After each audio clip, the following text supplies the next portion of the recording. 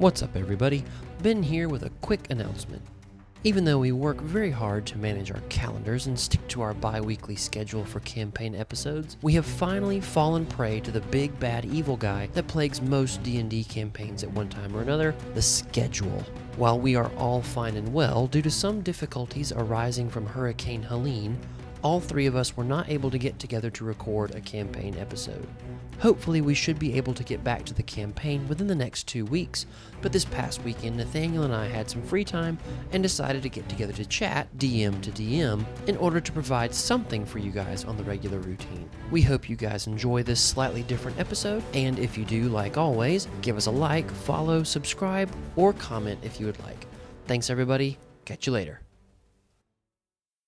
Welcome to Across the Table. I thought we could call it the Hurricane Heart to Heart. Oh, the Hurricane And then I Heart to Heart. realized that, it can be the Hurricane Helene Heart to Heart. Yes. And then I couldn't think of any more alliteration. I like rhymes and I like alliteration, but I couldn't think of anything else. Alliteration. It's always a good thing to fall back on. It's a crutch. You know, it's a trope amongst a lot of pastors that their sermons have alliterative points and titles, and I certainly fall into that. It is, sometimes I feel when listening to sermons, I think I've seen you do it too, it's like, this one's going to be a stretch, but it's 3 P's, you guys. Like it's more of like a nod. It's not like no, this is an excellent mnemonic device. It's like, I had some fun with this. Right.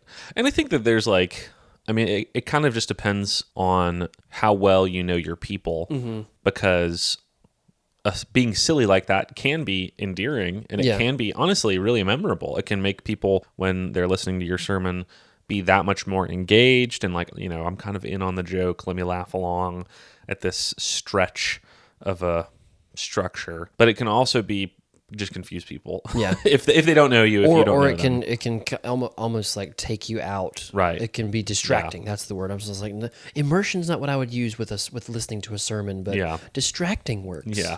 Yes. It can certainly be distracting. So I feel like it just takes wisdom, and in general, like the rule of thumb, I think, is the more you know, the more a pastor knows the people that he's preaching to, and the more the people that are hearing the sermon know the pastor, the more that the wheels get greased, kind of, of communication. Which I guess it makes sense, because the more you know someone, the better you communicate with them. It's like you and I mean, we talk much more comfortably and easily than I might with some of our others, just because we're more familiar with each other. And you, I think it's funny too, because you start to know what to expect from me. Right. Talking to you, Ben's probably going to say something like this. Yeah. Especially crotchety old me. Yes. So he's going to say something curmudgeonly. I guess. There it is. It's a better than 50% chance. You have probably not tuned in to hear us talk about sermons, but here we are talking about that and talking about life and D&D and everything else. This is probably the most straight up podcast we've done. Yeah. Just 2 guys in a weird room vibing. Yes. Like so a pirate radio station. If you were waiting for us to stop having an interesting campaign and start being the stereotypical middle-aged men who start a podcast because that's their thing, I guess. Why not? Here's the episode. We've made it. It's for you. Yes, episode 11. Mark your clocks. Hopefully we will be back soon with more great content, more great stories and adventures across the Glass Sea. Our community of Statesboro has been hit somewhat hard by Hurricane Helene that came through last week, and so it's just kind of thrown a wrench in some of our work. Some of the dates that we had scheduled for playing the campaign and recording more episodes for the podcast were taken up with other things. Yes, Michael's not here because he currently has family in from out of town. Yep. Staying with him because they don't have power or water yet. So that's why he's not with us today. And he's absentia today. But yeah, I think both of us lost power. Did y'all lose water at all? No, you're on a well. Well, no. See, that's where it's backwards, because we're on a well powered by our electricity. Oh. When we lose power, we lose water and power. Oh. So we got it back. Today's Saturday. We got it back Wednesday night. Yeah. Thursday morning, Wednesday night-ish. Yeah, we got our we never lost water, thankfully. We're on Yeah. city water, but we lost power on Wednesday, so. Because I have all the equipment and I'm constantly bored trying to think of episodes to edit or things to talk about, Nathaniel and I decided to get together and talk about DMing, because Nathaniel DM'd the very first campaign I and Michael ever played in, which was the one before the one I am DMing in our home game now. And so we just thought, we'll just talk about DMing, because he has DM'd for me and is again now in the podcast, and I am currently DMing for him in our home game. And so we also just in our friendship, just discussing D&D and world building, all that stuff. We have very different perspectives anyway, just because it's fun to laugh about how different we are. And so we thought, we'll record one of the conversations. We've actually done this once before, but I lost the recording. So we're doing it again. The lost episode. We really had some, really paradigm-breaking things to say about D&D in that lost recording. It was too good. It's too good for this world. Yeah, I guess, should we start by just kind of saying and sharing, like, what made you want to DM? Ooh. At what point did you say, I want to try my hand at DMing? Obviously, we've both at different times enjoyed just being a player, but what about being a DM grabbed you and made you want to do it? I think because I did some one-shots turned, two-shots turned mini arc kind of stuff in our first campaign. It ended up being like 6 or 7 episodes, didn't it? I think it was several sessions. I think part of it for me was the idea of knowing what's going on behind the scenes. Right. And excitedly getting to reveal that to the players, not pull the rug out from under them like, I got you, but it's waiting, almost like giving someone a present that you're so excited to see their face when it happens. Yeah. Because it's very fitting that it was you, because your character that you played ended up betraying the party. Yeah.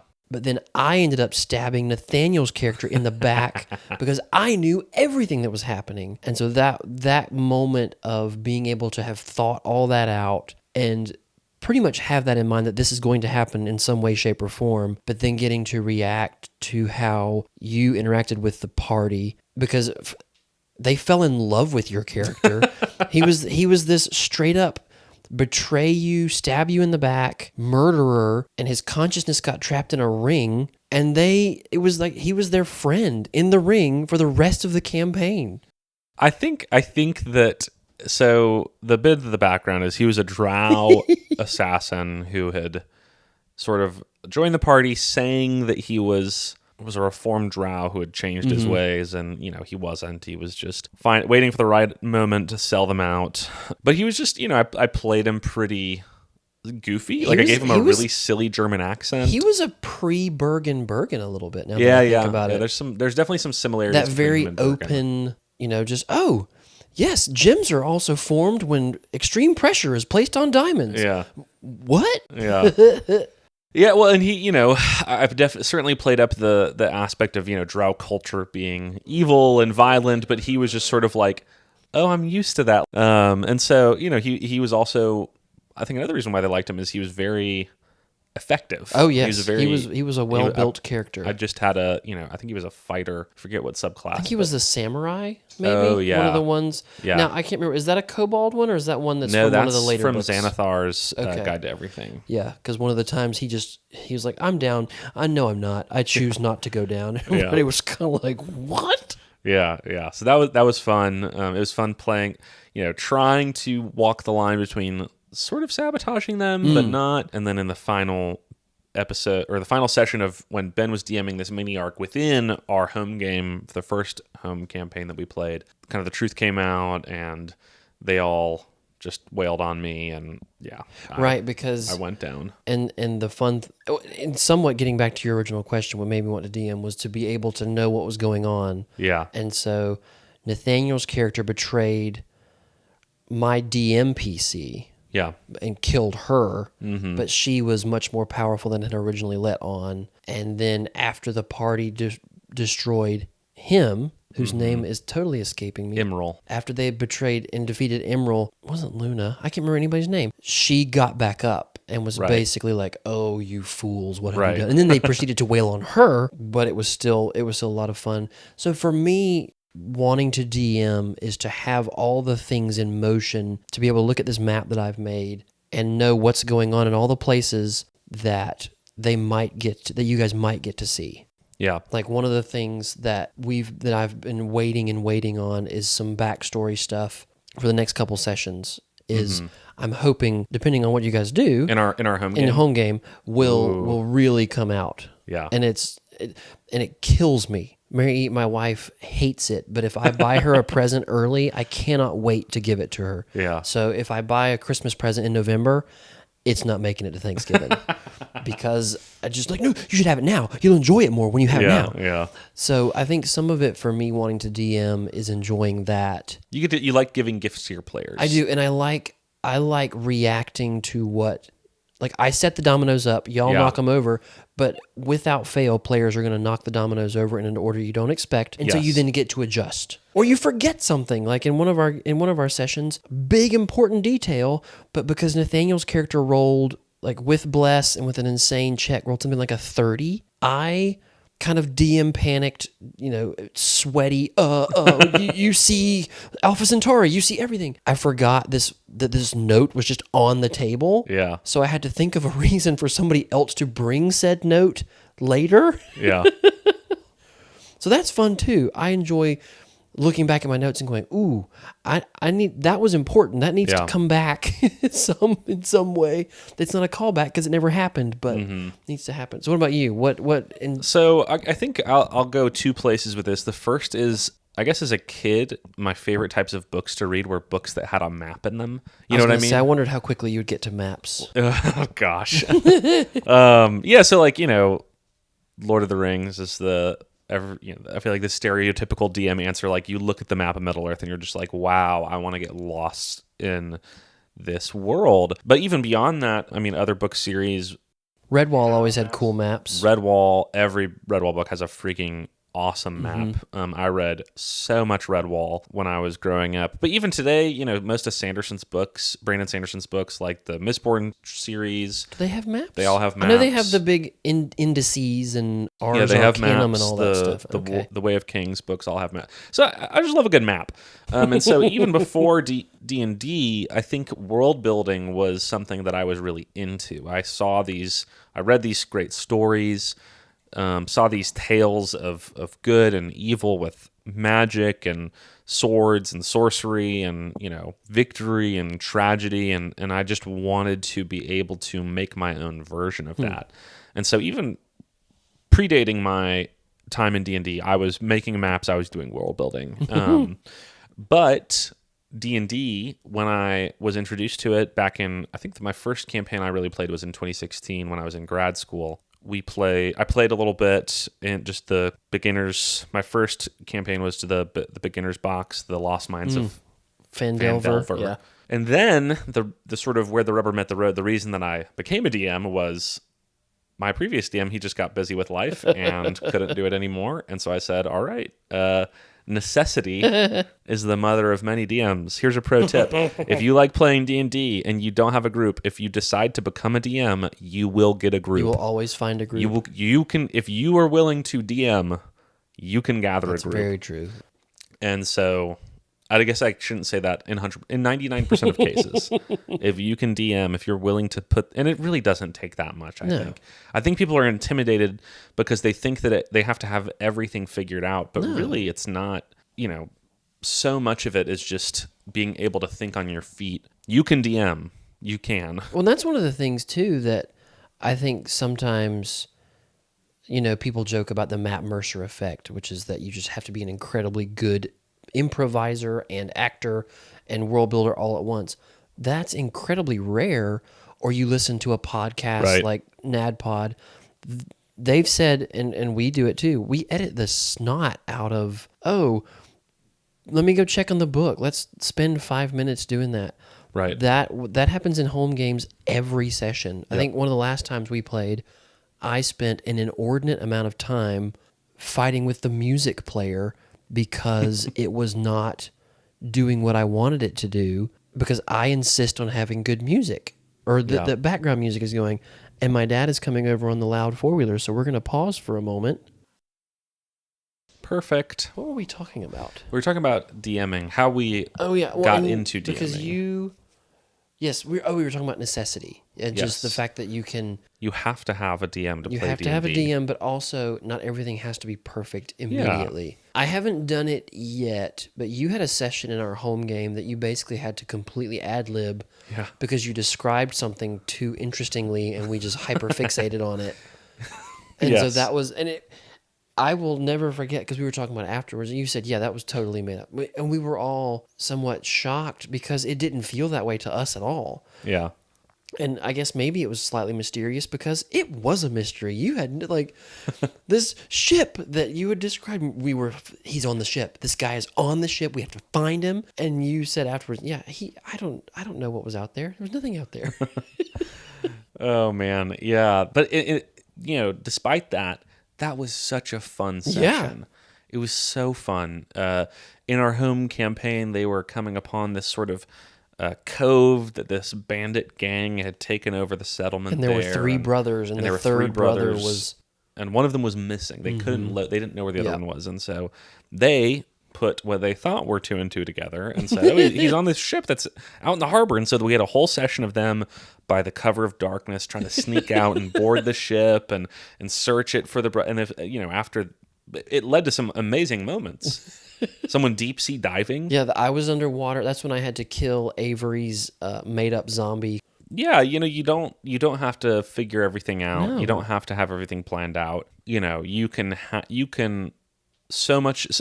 I think maybe 75% of the great moments that I've enjoyed of like, oh, this was an amazing moment in our games have just been like players making interesting or unexpected choices. Mm-hmm.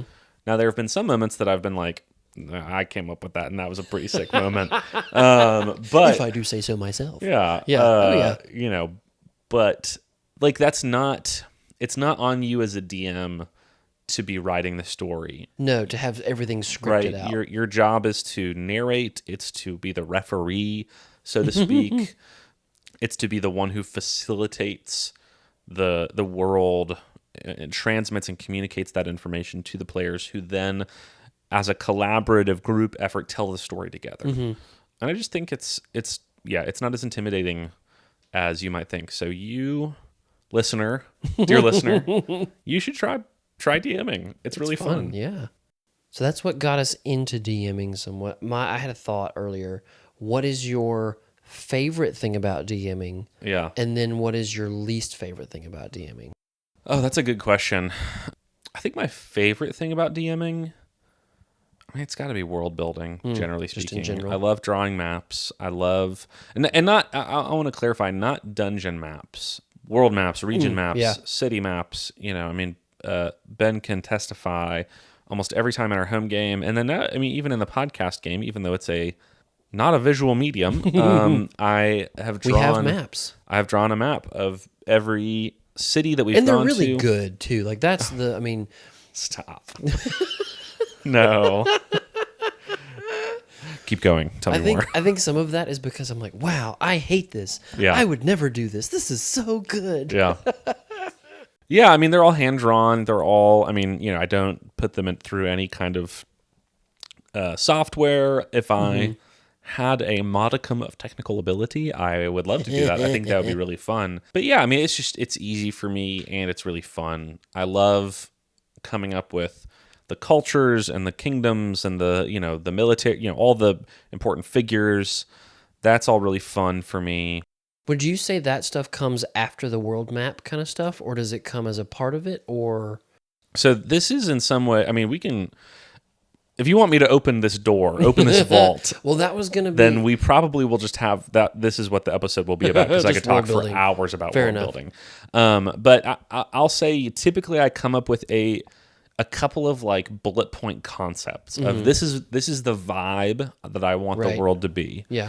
And then I draw a world map, and then I fill it in, backfilling the sort of blank spaces of the continents and the oceans and whatnot with the concepts that already there, if that makes sense. See, for me, it's more of the other way around. I tend to fill in the map as a function of, oh, it would be really cool if this if there was a culture that was this way. And then I tend to think, okay, if this weird isolationist culture or there's going to be this weird culture that's very isolationist. Okay, why would they be isolationist? Is there a mountain range? Has there been magical problems? So oftentimes for me, it is the characters of the... This is going to sound maybe fancy schmancy, and for anyone that knows me knows I'm very fancy schmancy. The cultures of the world inform the map, because it's like, oh, okay, this is a cool idea.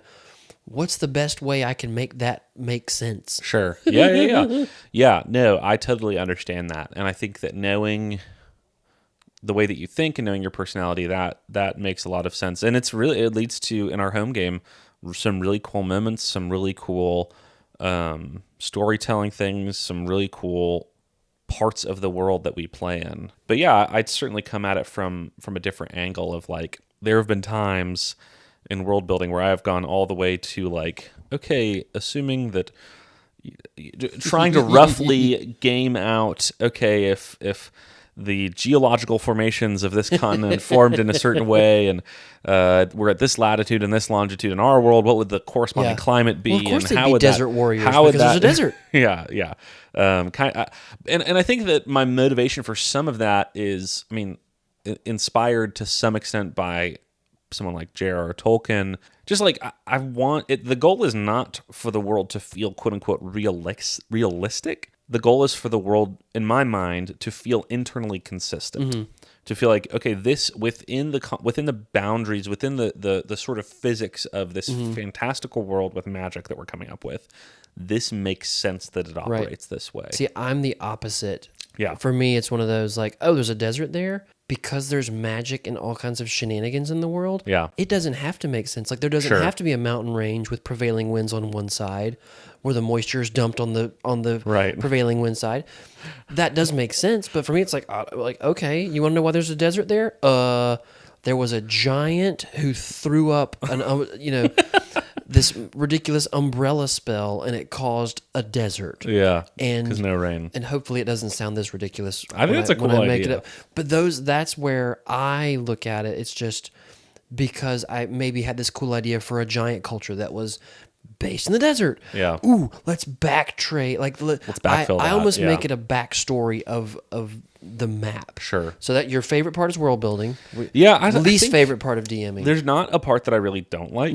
I guess I'll say the part that I feel the worst at is coming up with interesting puzzles or traps in dungeons. I confess, if you've ever come across a puzzle or a trap that is interesting in any of my dungeons, I promise you I've ripped it from somewhere else. That's just not like, the part of D&D that is so fun to me is both combat and the exploration through a world and getting to interact with different characters. And like, I love building NPCs, and I love building, designing bosses and boss fights and all that stuff. But the puzzles for me, and maybe part of it's just like that I'm not smart enough to come up with them. I think sometimes with puzzles, I would argue you down that you're not smart enough. I think sometimes with puzzles and riddles and traps and things, I think sometimes it can be daunting to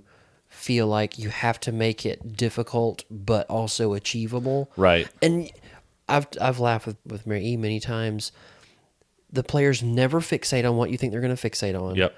Like in our recent home game, the last session, that slidey pit area. Right. That took you, and not in a bad way. It was great. It was hilarious. That took y'all so much longer to figure out than I ever would have thought. Yeah. And so even knowing that and knowing how it affected y'all's ability to maybe get back across it has changed how I've had to, slight spoiler for you. Yeah. Has changed how I've had to lay out some of the rest of that dungeon. Right. Because they may just be like, we're not going back that way. That place was impossible to get through. And, when I designed it, the wall on the other side's invisible, and there's a way you can tie rope. And you just shimmy across, and away you go. There was flying involved. Yep. There was, immovable rods being possibly used and deployed in certain areas. So I think with puzzles, because they're already difficult, I think you and I probably are similar in that we shy away from that. Like, oh, I don't want us to get stuck on it. Yeah. And then me have to like, a ghost comes out of the wall and gives you a hint or something, But also, those kind of things are fine too. Yeah. I think for me, my favorite part is coming up with the overarching plot, like the story of it, because I think we've talked about this some. I've read a ton of fantasy, ton of sci-fi, and I love it. But also, I get very tired of all the tropes. And so there are some times when I've been working on I've jokingly called it a work of fiction because it's not a novel. It's not a story. I had a cousin that wrote stories, and I'm making air quotes when I say this. Sure. All the time. And some of it was just because like I want to write something that fits in this vein but doesn't have a lot of these same cliches. Some of them are cool, some of them are fine. Right. They're all fine, really, but I get tired of them sometimes. When Mary E. reads fantasy, because she doesn't very often, I can predict things because it falls into a trope that she's just not familiar with. Right. So that's one of my favorite things is the story and being able to have a skeleton, but then flesh it out based on what the players are doing. Yeah. And definitely my least favorite is maps. Oh my gosh. Like the idea of making a map of a city that should make some consistent sense is my nightmare. I use so many randomizers. Yeah. And part of the problem there is I'm too picky. They don't look as good as Nathaniel's maps. So I'm like, this is just randomly generated squares. This is garbage, but I've gotten better at it. So what I'll do is I'll use a couple of really cool tools to generate the layout, and then I'll just go in and name the NPCs and all that stuff.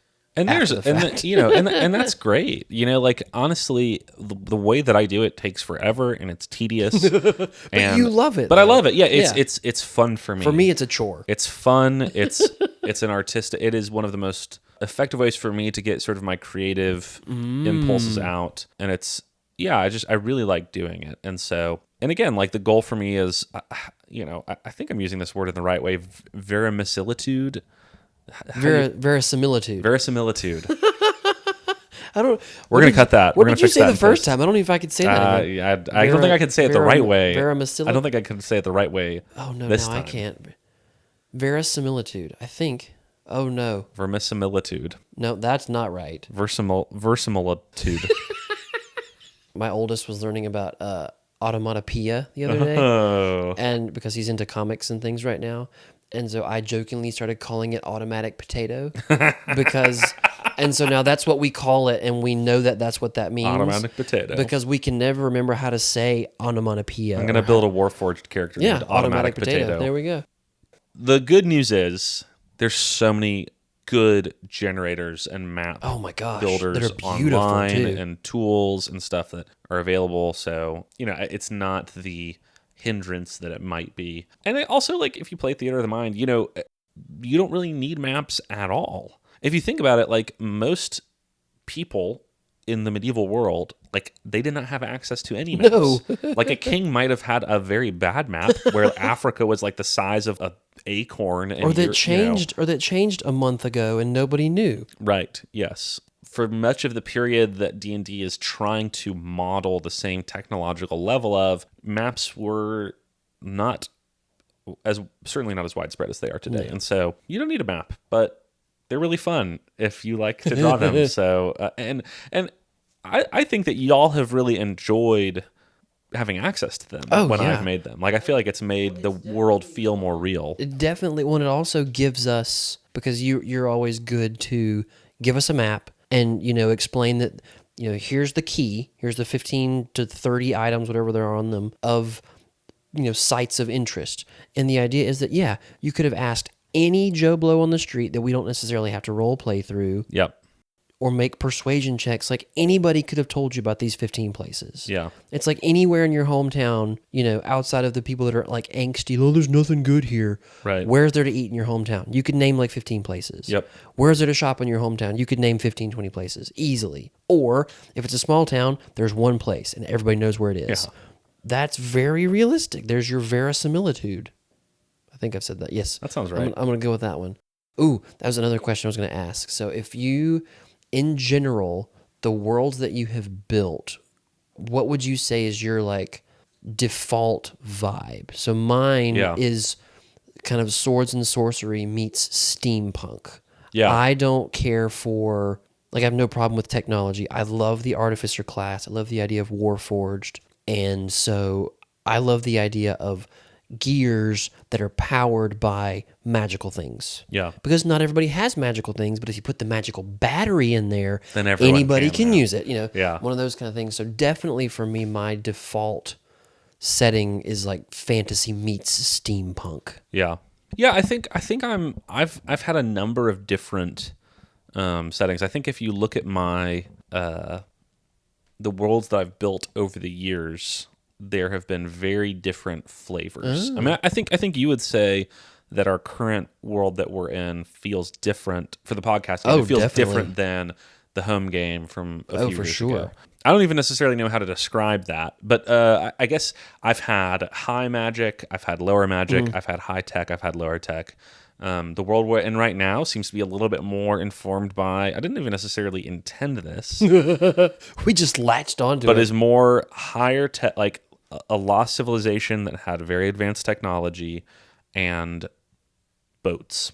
And that's the vibe. Pirates of the Caribbean, you know, and that's whereas previously, you know, I think it felt a lot more.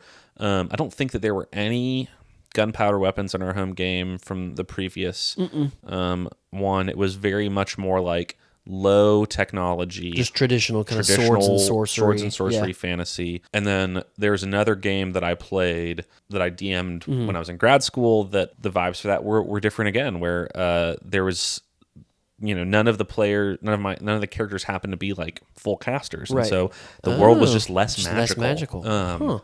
And you know, that wasn't necessarily a choice that I made going into it, but when I realized it was going to be kind of a lower magic party, I kind of just reflected that in the world building. But I've had other concepts. I've done other world building. I love something I'm realizing as I'm talking about this is I feel like a constant through a lot of my world buildings is I love world building that is on a world that is not a standard globe.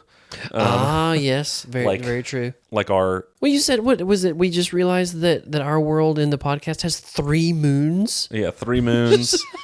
And, you know, why would that come? There's nothing wrong if that comes up in session 0. Yes. But why would that come up in session 0? And so for us to just hear that, oh, by the way, there's 3 moons. I'm sorry, what now? Tatooine only had 2 moons. No, they had 2 suns, Nathanael. Yeah. This will be a little tidbit breadcrumb, and I don't think that it's wrong for me to like...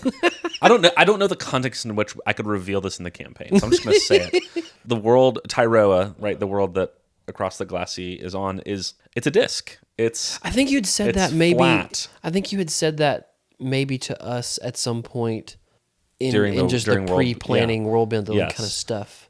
That's so cool. And so, you know, there's a lot of interesting dynamics that come from that. I had another world building concept that I think it was for a game that I played when I was in grad school, where the world was toroidal shaped. Ooh, which is that's the like shape a donut, of a donut, right? Okay, yes. But in the hole of the donut, if you sailed there, it was just a portal to, like, you could, by sailing into the hole of the donut, you would sail to essentially the astral plane. Okay. And you could sail to the Feywild. You could sail to the Nine Hells. Just different ports of entry. Essentially, yeah. Like, there was I called it the sea between seas. Ooh. And you could just sail to other planes. Very cool. None of my players ever went there, but it was a very cool, I thought it was a very fun idea.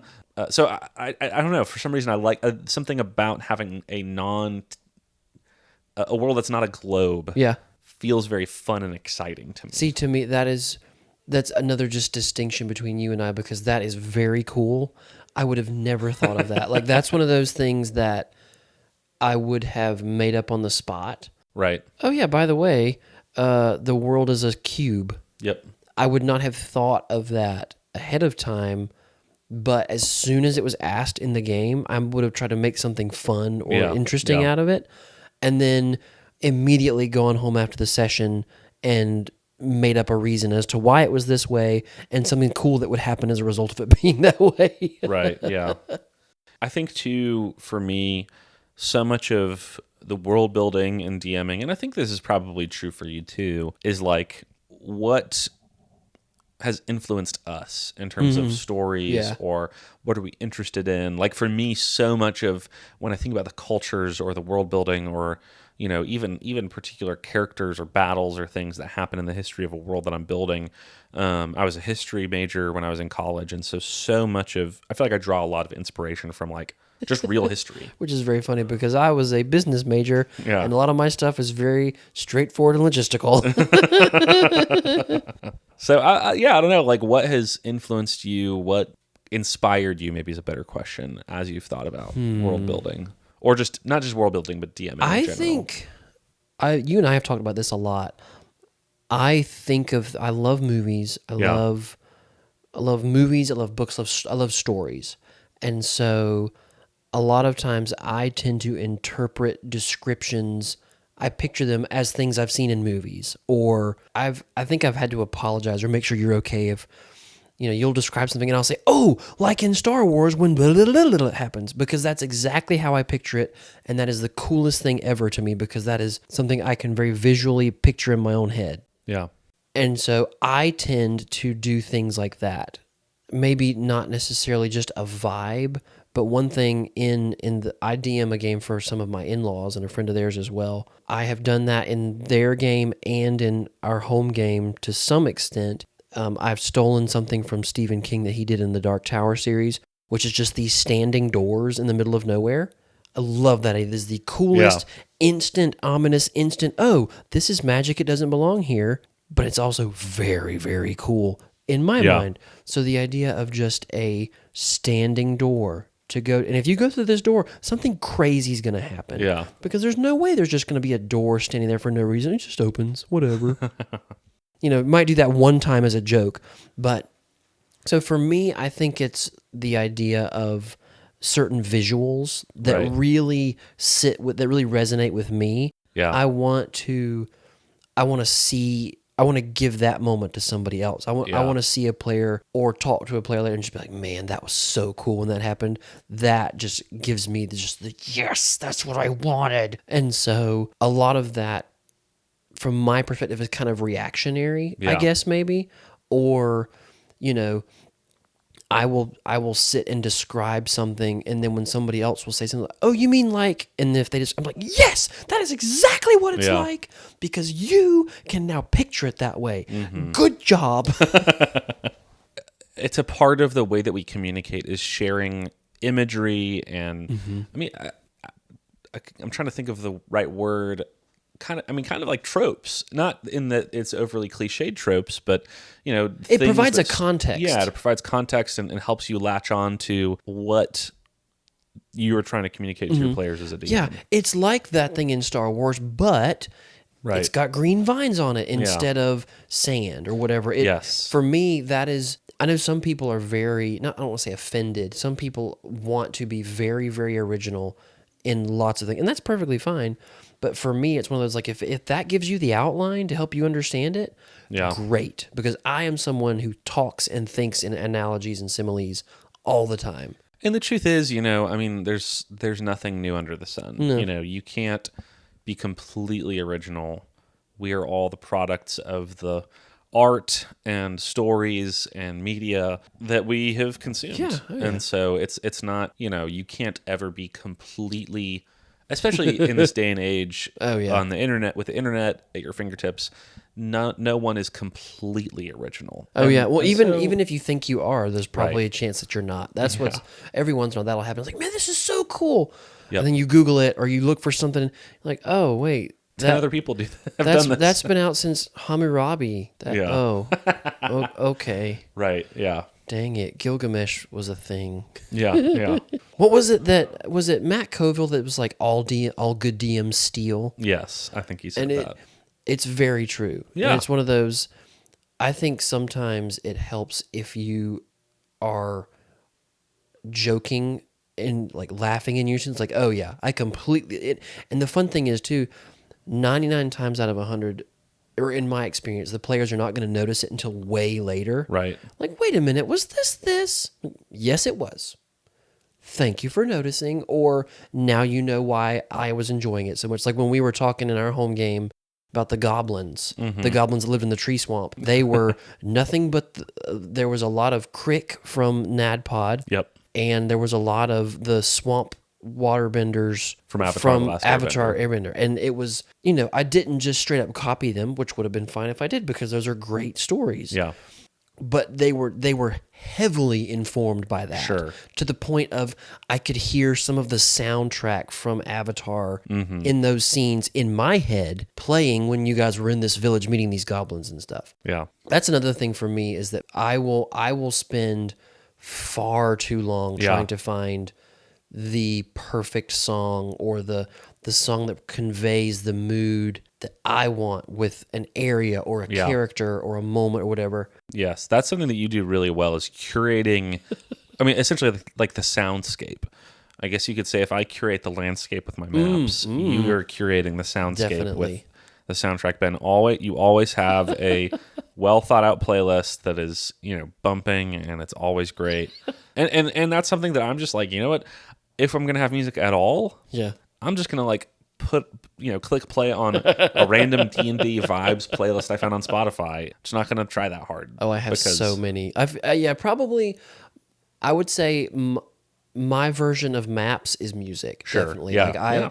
I love searching for those. Did I tell you that I emailed the we use on the podcast? I reference it in the notes.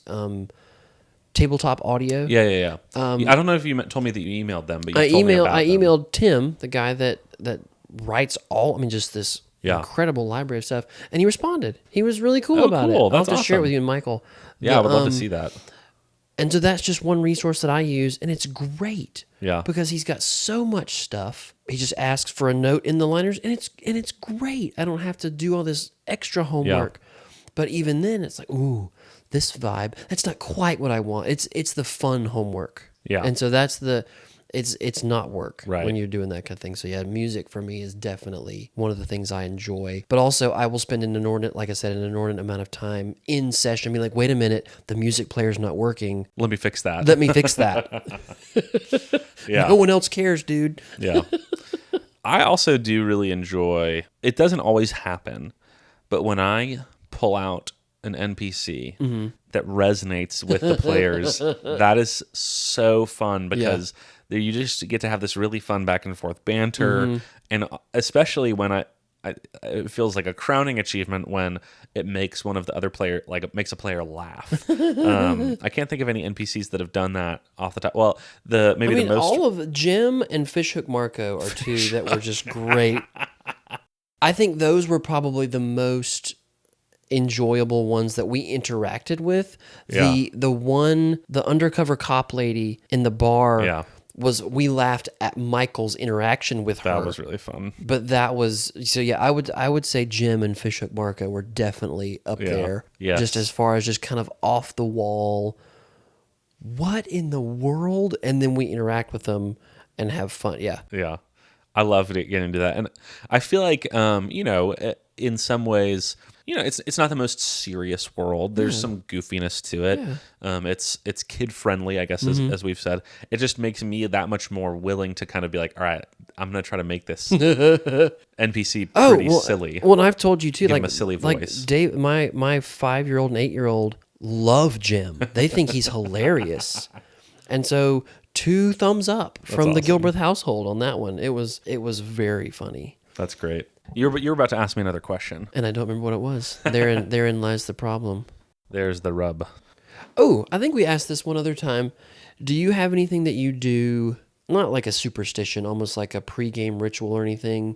Yeah. Before playing, we both pre-roll dice. Yep, I roll all my d20s, and I will take any of the ones that are over 10. And I set them aside, and then I re-roll the under 10s. And if there's any, I take the lowest of those. So they get two chances. Yes, I take the lowest of those, and I put them in a dice jail. And then every other dice, from D20 all the way down to D4, I will turn, and for their sort of at rest position, I will put them on their highest facing. put each D20 on their 20 just to, I don't know. See, it's funny. To line them up to be like, all right, this is what I want from you. This is what, you see how you're supposed to do. I will often pre-roll dice just because, but I am not quick to dump a D20 unless it gives me like sub 5 rolls 2 or 3 times in a row, like back to back to back. Otherwise, it's like, whatever. Well, our last home game, I'm pretty sure that I rolled a 3 or 4 times in a row. So One point with advantage, I rolled 2 3s. I had forgotten it was so bad. It was very bad. I feel like on the whole, I think I roll the worst out definitely. of our group. It is. Well, and I remember we were even joking before we started our second campaign with me DMing that maybe your bad rolls were just when you DM, and unfortunately, that is not the case. Not true.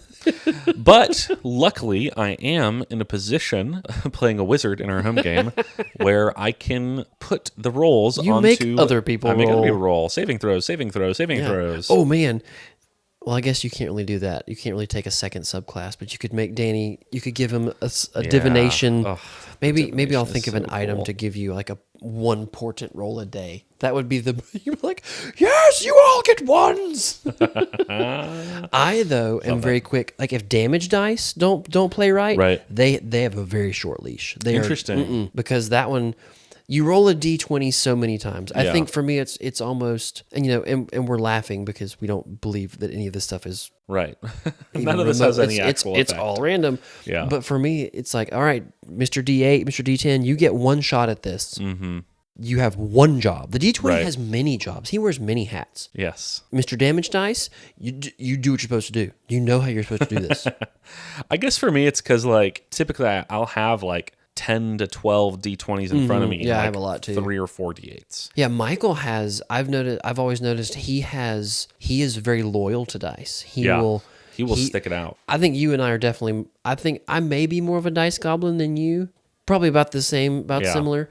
But Michael will very quickly stick to the same 1 or 2 sets that he wants for his character. Right. And I have some sets. I have a TAM set. Yeah. But if that D8 doesn't roll good, that doesn't bother me to get another one. Yeah. No, he definitely, and I feel like for every new character he buys a new set of dice, Michael can come on here and correct us if we're putting words in his mouth. Yeah, he's going to listen to this and be angry at us. He definitely has more thought and is more loyal, is more consistent with his dice. And, I think it shows because he rolls better than me. So,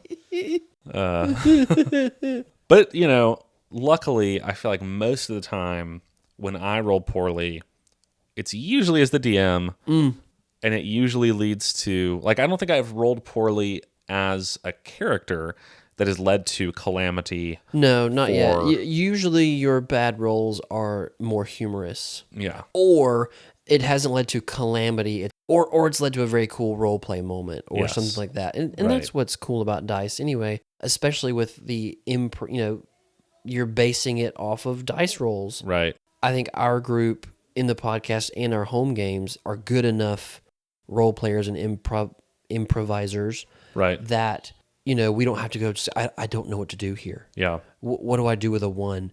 We roll with the punches, but we can also take ourselves out of it and laugh about it or freak out about a nat 20 at the good times. And I think it's also the thing that really helps D&D, especially 5th edition in some ways, is a power fantasy game. Like, it's not supposed to be gritty and realistic, and that's fine. But it's about telling a story, and some of the moments that make stories the most poignant and powerful and interesting and just fun come from the unexpected. Come from, like, it's not fun if someone is able to say, "Oh, I have a unblockable laser power shield," like my 8-year-old does. By the way, I'm titanium. That doesn't count. Yeah, it's not fun. We have to remind him, David. If you win all the time, it's not fun for other people. and ultimately, like, you play that way long enough, it's not fun for yourself either. You need stakes for the story to matter. You need stakes for it to be fun. And I think that having the real possibility of failure with dice rolls gives you that. And it makes D&D, especially 5th edition, I think it hits a sweet spot where it's simple enough that a lot of people can understand it and pick it up really easily. But it also has this structure for both epic successes and sometimes hilarious, sometimes tragic failures. Well, and the whole using a dice, and I think you especially do a good job of helping us remember that just because you roll for it, or if you roll a nat 1 in your perception, you're not just suddenly blind. You're going to see stuff regardless of that, but you're not going to pick up on maybe nuances. Right. There are certain things that you don't have to roll for. Yeah. There are certain things that, maybe the DC is very low, but even if you roll below that, you're not suddenly an idiot. Right. Maybe you forgot something or something like that. So I think the dice are almost like a built-in twist at any given moment. It's like, it seems like a good idea to you. Yeah. And then because we try not to metagame, I think we do a very good job of that.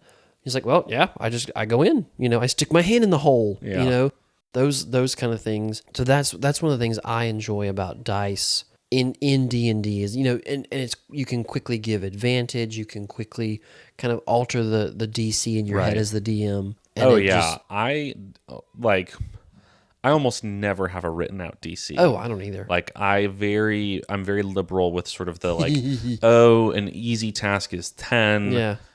Medium task is 15. A hard task is 18 or 19. I like the idea of role play affecting the DC as it goes. Yeah. And so if you've got that written down, or it's like, no, there's always going to be an 18. Right. What if this person completely comes out of their shell and role plays really well, or their character has a great argument that you never thought of? Reward them. That's what's great about 5e is gives advantage. You can do that. We don't do it very much, but there's that whole inspiration mechanic. Or just the idea that you can change, you can reward that on the fly. Right. That's one of the things you do really well is, you burned a spell slot for that, something cool is going to happen. Right. That I have said that in the in-laws game several times. Like, no, if you use that spell slot, something's going to happen. It may not be, maybe the spell's not meant to do that, but we'll work it out. Right. It's not a lose-lose situation. The magical energy. It's not just going to evaporate. Exactly. I think also having the knowledge as the DM when to ask for a roll. Like a player doesn't get to declare their roll. Yeah. The DM says, give me a perception check. Give me a, nature check. Yeah. And having the wisdom or just like the ability to think on your feet to be like, I'm only going to ask for, I think, this is my opinion, you should only ask for a roll when there is a possibility of failing. If you're like, oh, I'm going to walk to the mailbox, I'm not going to ask you to roll athletics for that. Or if you do, it's only going to be for a humorous purpose. Yeah. You roll a 1, checking the mail, like a con save on eating spicy food holding your liquor. There's some junk mail in there. It's like, that's like, no, your character falls and you die. Yeah. I was just checking the mail. Yeah. But, play D&D how it's fun for you, I guess. I remember this is the very first time I DM'd for our group. There was a statue that you guys had to move, and there was a magical password. Yeah. And they had missed that part, or I had not explained it well, something. And they rolled a strength check to move it. They said, can we move it? I said, okay, give me a strength check. And somebody helped, and so I was like, okay, give me advantage. I think somebody rolled a nat 20. Yeah. And it was really fun for me to then use that nat 20 to say, like, with a nat 20, that statue does not move at all. Yeah. And it was kind of like a reverse insight check to the point where you're strong enough to know that this should have moved. Right. There's something holding else is going on. Yeah. You got one more question in you? I definitely do. I'm trying to think of one to ask. We can do this more often too. Yeah. Well, we can see what if people like it. What is one thing, this is maybe a different question, if for you to be better at DMing, for you to grow in your being a DM, I feel like I don't think about it in those terms very often. What is one area that you're like, if I could grow in this area, I would be a better DM? So it's not like versus dislike. Like I'm not, I don't think your answer should be. Like realizing an area where you could improve. Yeah. I don't think that your answer should be, I need to grow in maps. Because you just don't like that. I think for me, it is probably maybe being a little bit more granular in how things do fit together. Yeah. I maybe have a tendency to maybe not just grumpy hand wave, like it just fits, whatever. Right. But to think about the verisimilitude, that's going to be the word of the day, of why something may work that way, Yeah. instead of just thinking, because I think I am very good at ad-libbing and improvising stuff, because I can talk. There's a lot of things I can do, and talking is one of them. I think I depend on that a little too much sometimes. Yeah. And it works out, and then I can put it together on the back end and make it fit. I think if I spent more time world building details, it would be better. I think my worlds are often very character driven. Yes. And so if I could make them less so, that would probably benefit the world as a whole a lot. I think for me, and somewhat similar, I think if I took maybe the broad category is just like taking a little more time to prepare, taking a little bit more time to take better notes as the session's happening. Because there have been plenty of times where I have like been racking my brain for, man, like, what did we talk about in that one conversation?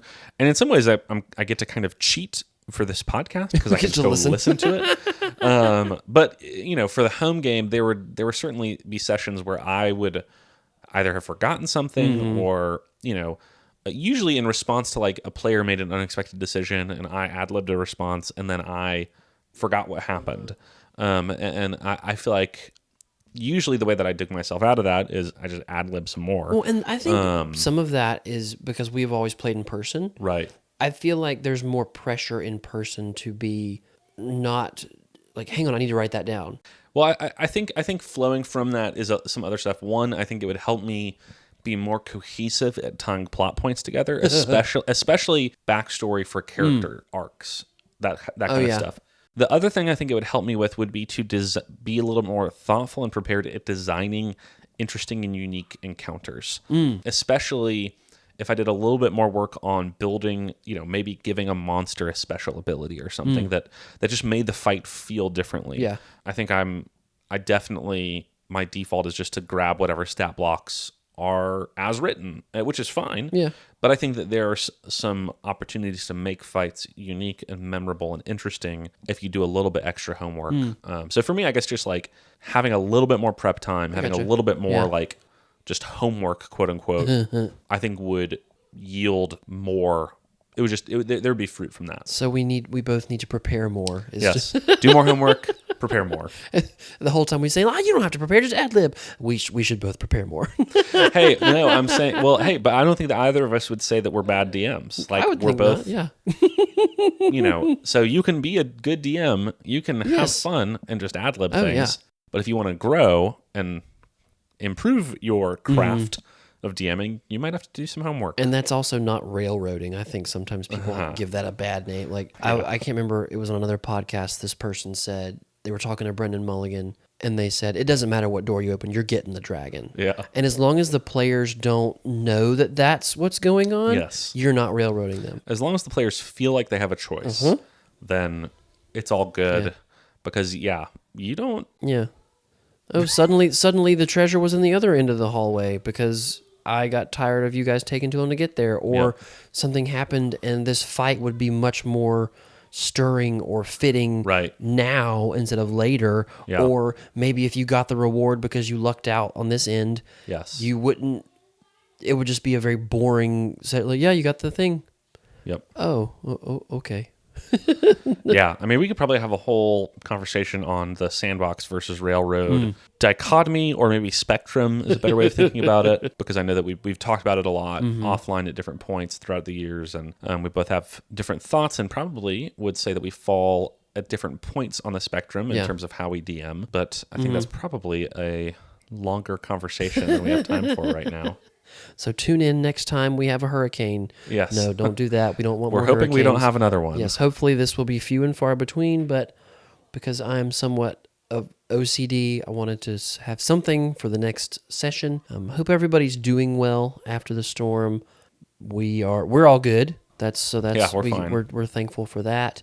And hopefully we'll be back, be able to record a session soon, and we'll catch everybody later. Yep. Thanks for your patience, and we'll catch you next time.